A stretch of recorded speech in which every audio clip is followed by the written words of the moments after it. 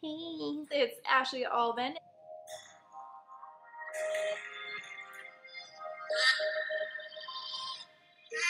If you remember from the channel introduction that I made, one of the topics that I wanted to get into more depth with on my channel would be toxic and abusive relationships. You got a little bit of information about my history when I made my origin story video, but I've had a number of people asking more about my relationship, asking to hear my thoughts about toxic relationships and domestic abuse and all of that. So I thought the best way to jump into this topic would be for me to tell my own story. Obviously, my story is unique.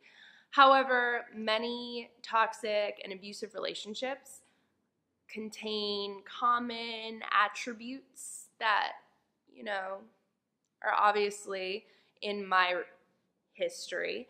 And I think it's just a good kind of jumping off point for this conversation. So, I was with my ex for a number of years, and I'm not going to go into depth about absolutely everything that happened when we were together. So I decided to split my story into 4 parts, 4 separate videos. The first part will be how we met. Second video, how things started to not be so good. Some early red flags. How things got really bad and it was evident that I was in an abusive relationship. And then the final part will be how I eventually left.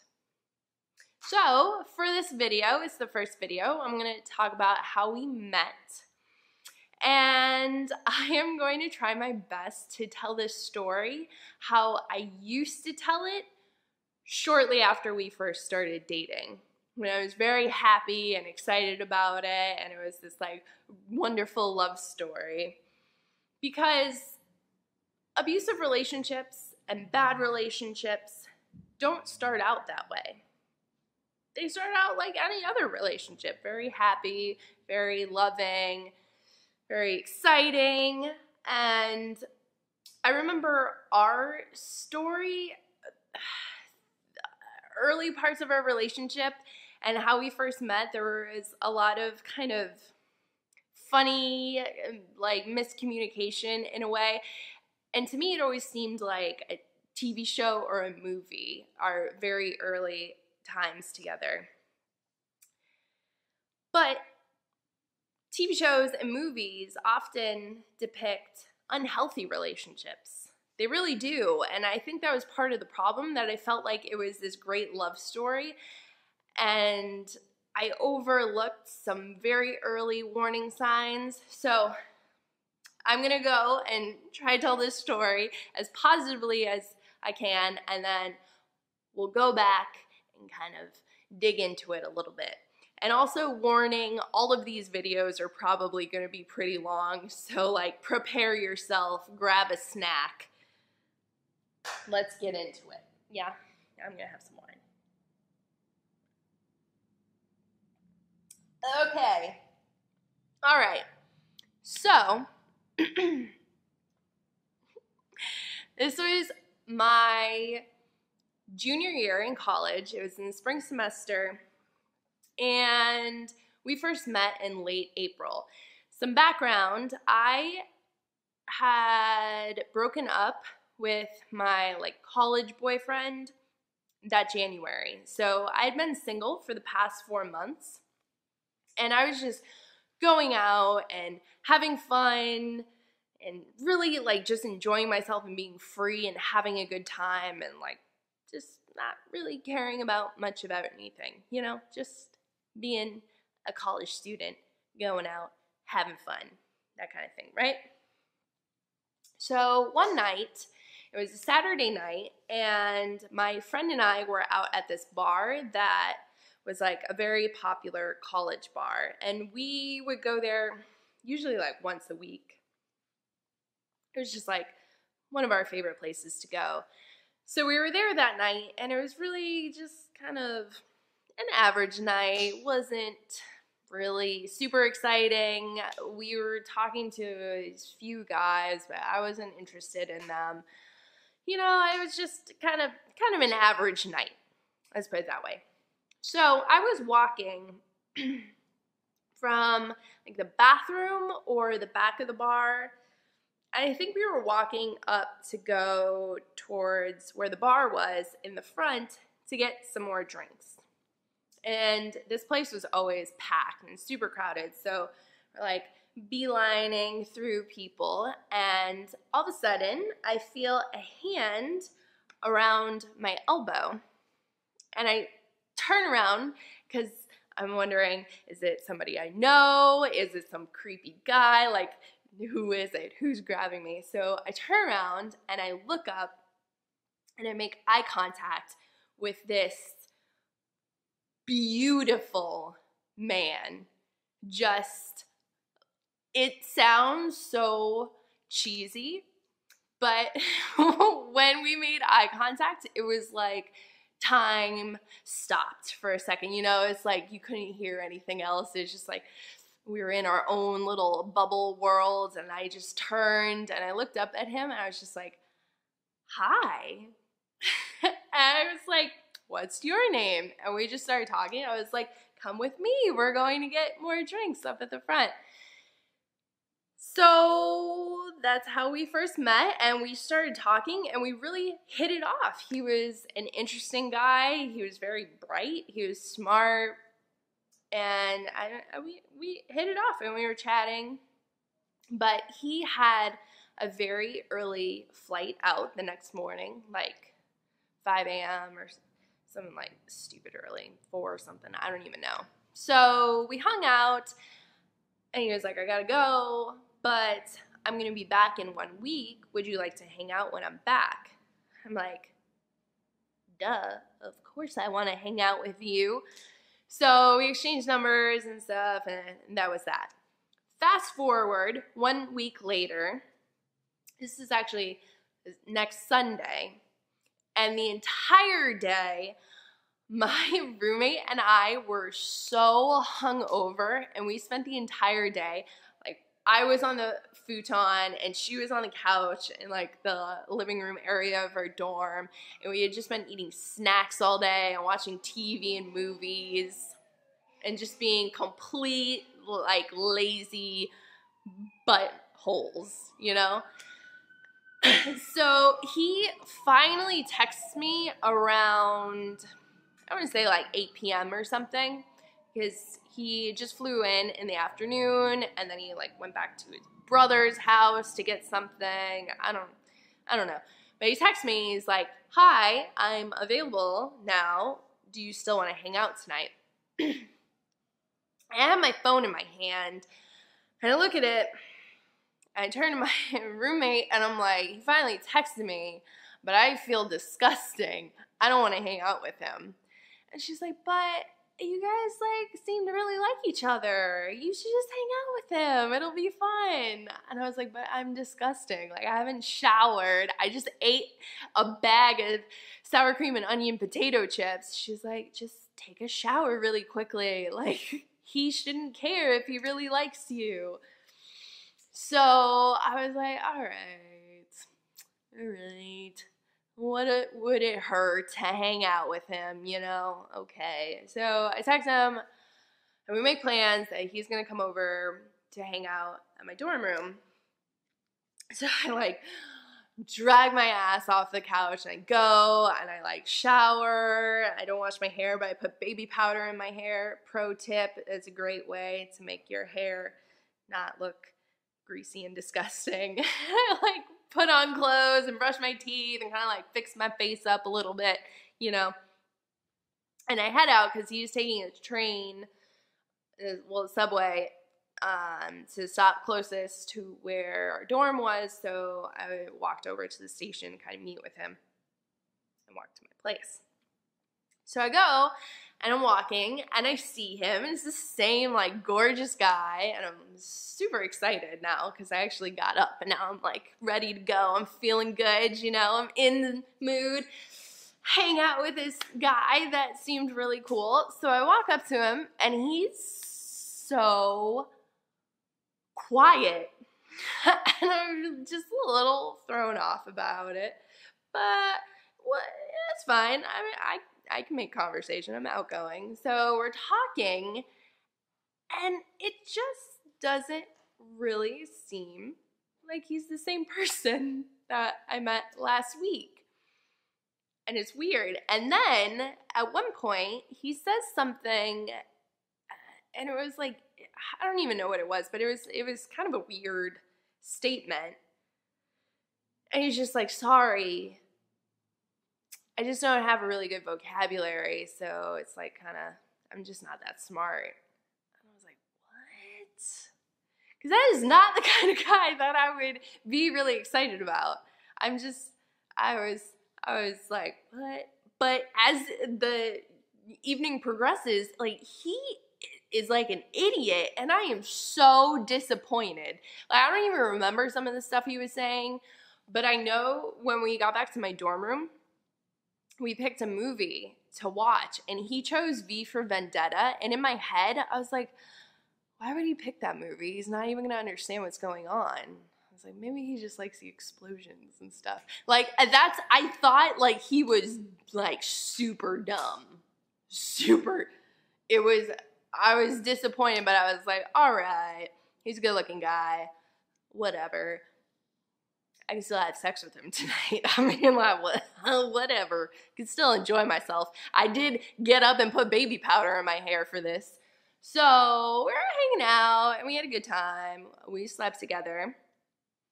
And so later on in the night, we're kind of cuddling together. I have my head resting on his chest, and we're watching the rest of the movie.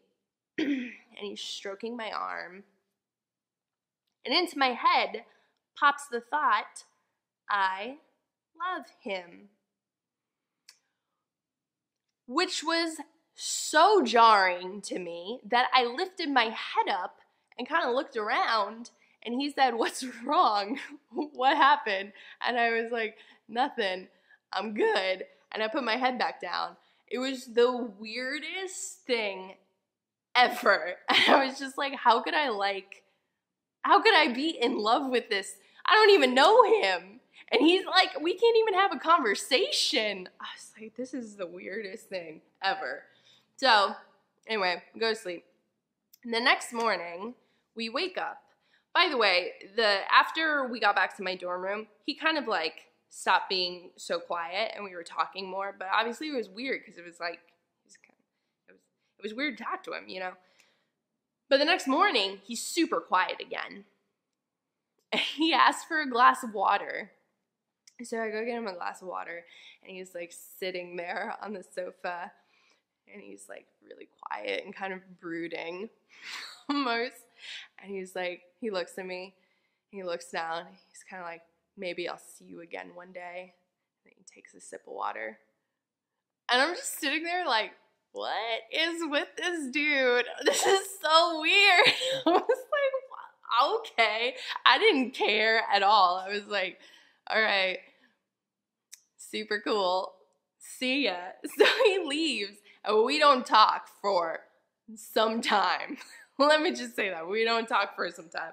I don't really think much of it, but I keep remembering the fact that into my head popped that thought that I loved him, and I just thought it was so weird to me. It was so weird. It was so weird. But I remember a little while after we had hung out, I met this other guy, and we went out on a few dates, and I talked to him a lot, and he was this great guy. He was super cool, really easy to talk to, smart guy. And I remember being with him and trying to think to myself that I loved him, and my brain was like, no, Ashley, you like him. Maybe one day you could love him, but you don't love him right now. And I was just like, what the heck is up with that other dude? It was so weird. So by this point, it was like the end of May, going into June. I had now been single for 5 months, and I was starting to miss being in a relationship. So I had this journal, and I opened it up one day, and I took a Sharpie, and on a page, I wrote in big letters, "Where is my love story? ? That was my entry for that day. 2 days later, I receive a text message from the guy that I thought I loved. Just out of the blue. Just like a regular conversation. Like we hadn't just not spoken for an entire month. I was like, what is this? It was so funny. But remember, I still thought, I really saw him as a friend. I thought it was kind of funny, all these weird interactions. But so I started talking to him. And he was like, hey, I'm in town. Let's hang out. And I was like, sure, cool, that sounds good. And he came and hung out, and he didn't leave for a week. He wanted to hang out with me all the time. And he was normal again. The night that I first met him, he was normal. He was the same intelligent, cool dude. And it was so weird because I just wasn't really accepting of it. And it was weird. It was just so weird. And we just started hanging out a lot. So we hung out for a couple weeks, few weeks. And finally it was this weird thing because he was like, I feel like you don't actually like me. And I was like, well, what was the deal with you? Honestly. So we finally hashed it out and had this conversation. And this is what happened. When he saw me the second time that we hung out, he said that he got really nervous when he saw me and he felt awkward, and he told me that this defense mechanism he had was to pretend that he was stupid. And this was because he was a model at the time. I left that part out. That's why I was just kind of oh man, this is a dumb model. But that was the point. He would pretend that he was dumb because people would have that kind of expectation of him because he was a male model, that he would be kind of a dumb guy. And so when you would get in, a situation where he was a little uncomfortable or nervous, he would just feed into that and pretend to be dumb. That was his defense mechanism. I was like, oh. And the next morning, when he was all mysterious and maybe I'll see you again someday, it's because the following day he was moving halfway across the country, but didn't tell me that. It was already planned. He was like, I knew that I shouldn't have visited you that second time, but I really wanted to see you again. But I knew it was stupid because I was moving away, and I didn't want to tell you that I was moving because I didn't want to hurt your feelings and for you to be angry that I hung out with you and we had sex and then I was just moving and going someplace completely different. So I didn't tell you, but I was really sad that morning because I was leaving. And I was like, oh, that makes sense. And he explained that when he was in the new state that he was living in, he kept thinking about me, and he was like, I tried to delete your number, but I couldn't bring myself to do it. And he was like, I was there, and I was trying to make things work, but I just wasn't really happy. It just wasn't really working out. And so his parents took this European vacation, and they asked him if he would be willing to house sit for them. They lived kind of nearby where I went to college. So when they asked him to house sit, he was like, yeah, I would love to. And then what happened when he first arrived there? He texted me this random thing. I don't even know what it was. He wanted to buy a scooter or something and asked me what color he should get.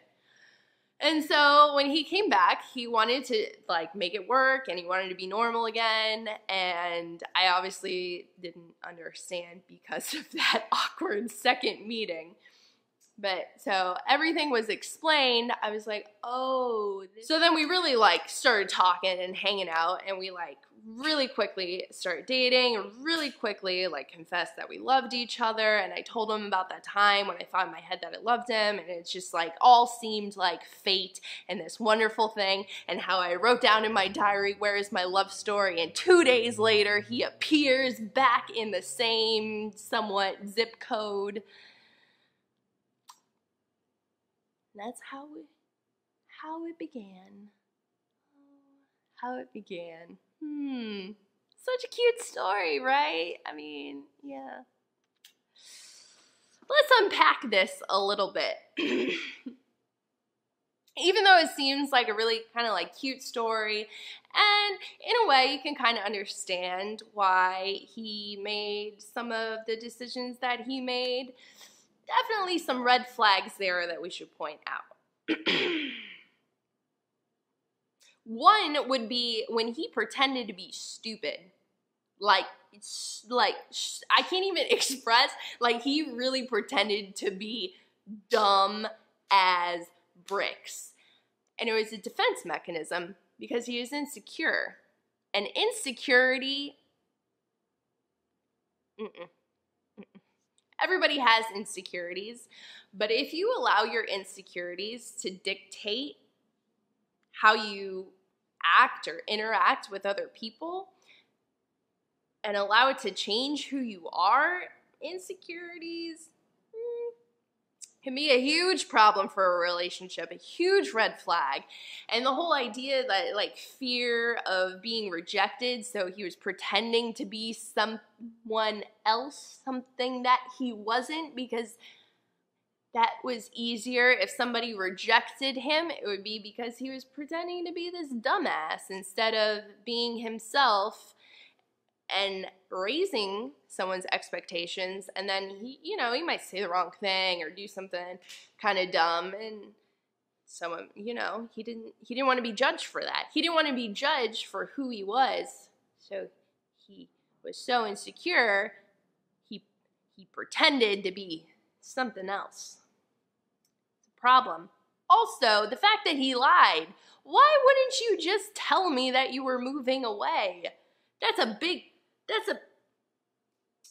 And he didn't tell me right away when he came back in town, BTW. It was after like a couple of weeks of us hanging out. And he was like, I feel like you don't really like me. And I was like, I don't really understand what was going on here. And then he explained it to me, that he moved. He moved halfway across the country. Lying is a problem. Also, this was really kind of briefly touched upon, but he was like attached at the hip to me. He wanted to hang out with me constantly when he came back in town, which, you know, can be really cute, right? Oh, he just likes me so much. He wants to spend time with me. Oh, how adorable. But couples, they need to live their own separate lives.